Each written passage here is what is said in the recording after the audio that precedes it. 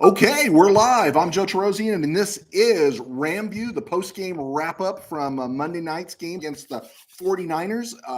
I've been thinking about doing this all season, and this seemed like the most apropos time to do a RamView after a game, and they're kind of fun. I was going to shoot on Facebook, but I thought, nah, it's too much work. Let's just do it here live on YouTube. And so, yeah, Rams lost 24-9 tonight. I really did a soft sell this past week on this game because I really couldn't buy into it. I did have doubts. I had feelings. I'm not going to say I knew all along. I didn't know. And right up until early in the fourth quarter, I was still thinking we were going to win this game. But I was quiet leading up to it because you can't you can't really go into a game like the Rams were into this game and feel good about knowing who was banged up, who was on the field, and the environment they were going into. And then, of course, my optimism dimmed even more when David Edwards bowed out and Bobby Evans started at left guard. And folks, goodness gracious sakes alive, Bobby Evans, right? I don't think there's going to be a turnaround for this guy. I just don't. But with all that said, the Rams are down 17-9, and you really think they still have a shot in this game. And with 6:35 to play in the fourth quarter, you're watching this game and you're thinking, boy, they still got a chance to pull this out after everything. And at the 6:30 mark of the fourth quarter, everything before that was, dang, the defense again gave up two big plays. They got burned on third and long a couple of times, although overall third down conversions were 5 out of 12. Still, it's not optimal, but you still saw those things taken off. So there was plenty of stuff to complain about. The offensive line was down. You don't like again, this goes back to the Cooper-centric offense, right? Everything's Cooper. And sometimes, even if you're throwing it over Allen Robinson's head, you got to throw it over Allen Robinson's head. But then the 6:30 mark came. Hufnega, Hungadunga for the 49ers, jumps the route and does the pick six. And then from 6:30 to play on till tomorrow morning, it's all going to be about Matthew Stafford throwing a pick six, right? Well, I looked at Matthew Stafford tonight and I saw what he was going through, and I immediately thought of Kareem Abdul-Jabbar from the movie Airplane, when he grabs the kid and he says, hey, I'm out there busting my butt every night. Tell your old man to drag Walt Lanier up the court for 48 minutes. Well, I got Matthew Stafford out there dragging Bobby Evans and Jeremiah Colon up and down the field for 4 quarters. This was bad mojo from the get-go, and I really don't want to hear everyone coming after, oh, Stafford sucks. Stafford's got a ring, okay? Stafford led the league in interceptions last year, but Stafford got a ring. And it was the Rams' play that led them to that situation. And that offense looked very 2020 there in the second half. I mean, looked very 2020. It looked like Jared Goff all over again, hitches and dump-offs and everything. Nothing linear. And you know what? Even if they're incomplete passes, you got to throw downfield just to make the defense think. So I know there was no time to throw. I understand that. But that was one of my frustrations watching the game. Let alone, I heard there's this guy we signed named Allen Robinson, and I don't think it's Allen Robinson's fault. I don't think we should call Allen Robinson a bust. I think we need to talk to our coach and how he gets all the credit. Did you hear Aikman tonight saying he just schemes and gets Cooper Kupp open and everything? Well, can he scheme and get Allen Robinson open too, right? If that's how easy it is. Rams offensively, they did put together some drives. They did move the ball on occasion. Again, give Stafford credit, but I think I would have tried to run the ball a little bit more in the red zone. It seems like they got into the red zone and kind of backed off the run. And again, the 49ers, they scored early on a drive and converted 2 third downs. And then that run by Wilson through the heart of the defense, that was bad mojo, man. I'd seen that. I feel like I've seen that movie before. That was not a pleasant sight. And then we get to the Deebo Samuel play, and that was another one where the missed tackles, Deebo Samuel going downfield. That run by Deebo Samuel after the catch on that play. We're going to talk more about that in a second. That run by Deebo Samuel there really reminded me of the Roger Craig run back in October of '88. I know, because I was in the end zone when Roger Craig did that run through the Ram defense. And he broke more tackles and was more spectacular. But that Deebo Samuel touchdown was pretty good. But this is the position the Rams were in. The Rams were down 17-9 before the pick six, right? And the Rams are running Bobby Evans, Jeremiah Colon. Colon has been with the organization through sign, release since 2018. He just got his first NFL snaps tonight. Tonight were his first ever NFL snaps, and he's been hanging around the organization since 2018. Grant Haley's on the field. You forget that Alaric Jackson, who's played pretty well at right guard, and every time someone made comment about it, I was in my Ram cave with Dwayne Barker from Mid-Valley Sports, and we were watching, is that every time the Rams did make headway running the ball, they ran behind Jackson and Havenstein. But Alaric Jackson wasn't supposed to be a starter. Now he's a starter. You had Darian Kendrick out there making plays, right? And so this team was pretty beat up. This is not what the plan was coming out of August and into September. This team is pretty banged up. And just for the record, can I stop hearing about how great Fred Warner looks? Of course, Fred Warner looks great when he's holding Cooper Kupp all the time, right? Okay, so it's a 24-9 the final. But think about this, okay? If Garoppolo makes a decent pass, a proper pass to Deebo Samuel on his touchdown, Darian Kendrick likely picks it off and is off to the races. I'm not saying he's going to score a touchdown, but Deebo Samuel doesn't score a touchdown. But instead, it's a bad pass by Jimmy G. Deebo Samuel catches it, which is pretty good because I don't consider him an elite receiver, an elite player, but not an elite receiver. And then, of course, he's off to the races. And I'm so glad on 3rd down and 3 that we have Taylor Rapp to miss a key tackle in a critical moment. Can I just ask, if Taylor Rapp's not going to tackle anybody, what value is he to the team? Of course he has value. He's healthy right now. So, of course, that's why he's on the field.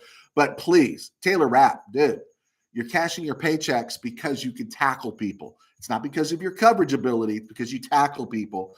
You need to have tackled Deebo Samuel on that play.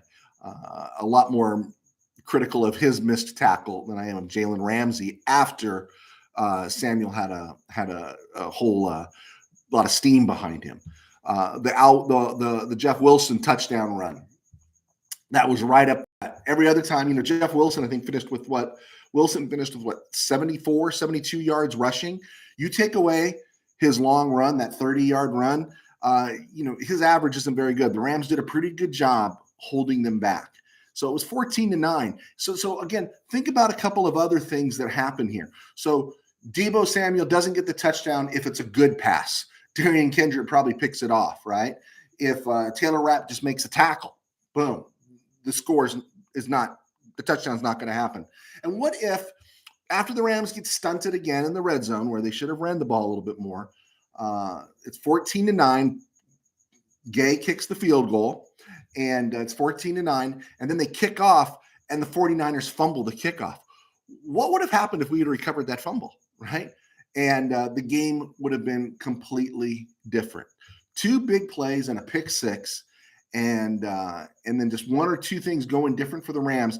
And with everybody out, with all their corners out, with so much of their offensive line out, Brian Allen out, Coleman Shelton out, David Edwards out, we had a chance probably to win this game. So, like I said, running Jeremiah Colon and Bobby Evans out there was not the plan at the start of September. This is something that Rams fans don't have to like. They shouldn't get all they should be upset. No one wants to lose. The best tackle of the night might have been Bobby Wagner's blast of the guy that ran on the field. That was a pretty good stick if you get to see the highlight of that. But the Rams are going to be okay. And I know people don't want to hear that, but it was a bad game. And there was a lot of injuries, a lot of things working against them. I would question why, with 30 seconds left or less than a minute to play, why is Cooper Kupp still in the game? Why is Matthew Stafford still in the game? Why are any frontline players still in the game at that point if you're not going to go linear and go downfield and throw some bombs? And again, I understand there's no time. Well, keep extra people in the backfield just so you can throw an incomplete pass downfield, stretch the field.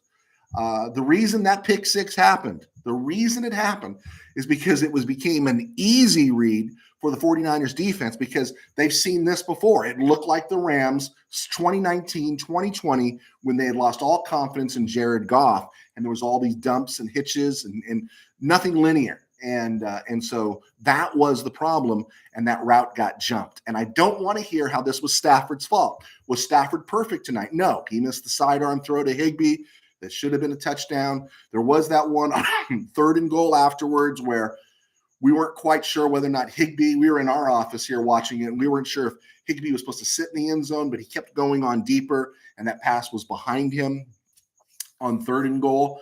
So no, Stafford wasn't perfect, but for as much as he got hit, what was that? How many sacks was that, right? How many sacks did he get? How many pressures how much pressure was he under? The entire interior of the offensive line is gone. And it was 17-9, especially Robbie Gould misses the field goal. When he missed the field goal, it's like, oh man, this is still a one possession game. You Rams really were in an opportunity, if not to win it, then at least to make it a lot closer, much closer. So the takeaway as we get to the 12-minute mark is this Ram game, it's okay. You lost it. You should have won it. Had a chance to win it, I think. Had a chance to pull it out, but it's understandable why they didn't win. And then you're in the hostile environment. And, of course, let's be real, the game you want to win against the 49ers is the one we won at SoFi last January that put us into the Super Bowl. The 49ers are not going to be this successful going forward if this is how they're going to play. Their injuries are mounting up. They are vulnerable. They would have been vulnerable tonight if the Rams had a healthy complement of Brian Allen, David Edwards out there. I don't want to say Colvin Shelton because I'm kind of liking Larrick Jackson at right guard. If that complement of players had been there on the offensive line, it would have been a different outcome. I do think the one thing that is always plaguing Ram fans is we watch this over and over again, and we watched it with Wade Wilson, and we watched it with Brandon Staley, and we watched it with Raheem, and we're going to back off Raheem Morris because we won a Super Bowl with him. But that soft coverage, right? And I was talking to Coach Nick online, and it's like, Jimmy G's just catching the ball on the snap and just firing it out. There's no time for the pass rush to get to him. He's just getting that ball and getting it out as quick as he can. And there's such a buffer for the receivers that it's pitch and catch the whole time. And we've seen this with the Rams defense. They give up a lot of stuff like that. And the 49ers made their adjustment, and they got a pick six. And it's time we start playing a little more aggressively. And the defense did tighten up in the second half. They didn't get a touchdown offensively in the second half. They were literally held to a field goal in the second half. The pick six was the other score. And so the Rams going to be okay. We got to see Bobby Wagner step up and make a hit, not just on the guy running on the field, but we got to see him make a great hit at the goal line that caused them not to score a touchdown in the second half. We've seen these things. We've seen the Rams. We do like Darian Kendrick. They didn't burn us over the top either. It was just missed tackles, and it was digging a hole that they couldn't quite get out of. So don't panic. The Rams are going to be okay. It's not the end of the world. And if you're going to complain about Stafford, tell your old man to drag Cologne and Evans up the court, up and down the field for 48 minutes or for 4 quarters. Not so easy. And hopefully we'll get some healthy people back. We'll get word on Coleman Shelton. And if Coleman Shelton was the only injury tonight and we got out of there unscathed, things are going to be okay. What they got to find out is what are they going to do with Allen Robinson, because they sure as heck aren't using Allen Robinson, and they got to figure out a way to get him going. Now, one of the things I will say is that OBJ made some catches and made some plays leading up towards the end of last season, but it wasn't really until game 15 in week 17 last year when in Baltimore he made a couple of plays, including a 4th down catch, that really integrated OBJ into this offense. And it took him over a month to get really going. And you give the fact that he didn't play in the preseason, Allen Robinson didn't play in the preseason, and Matthew Stafford didn't throw during the preseason at all, even on the sidelines. And there probably is some getting used to, but let's hesitate and hold off on calling Allen Robinson a bust just yet. Okay, I'm Joe Tarosian, and this has been post-game review of the Rams-49ers. And thank you for your time, and thank you for clicking on. And I'm going to be back hopefully tomorrow. It's just really tough with schedule these days to try to get this worked out, but it is fun talking post-game. And I wanted to do it now because I think if I go to sleep tonight, I'm going to be mad. And I didn't want to be mad. I wanted to stay rational. And if I could stay rational, then I can come across as rational, because there are times I've been known when the Rams lose to howl at the moon, just like some of you. All right, folks, take care. God bless. And we will talk to you soon.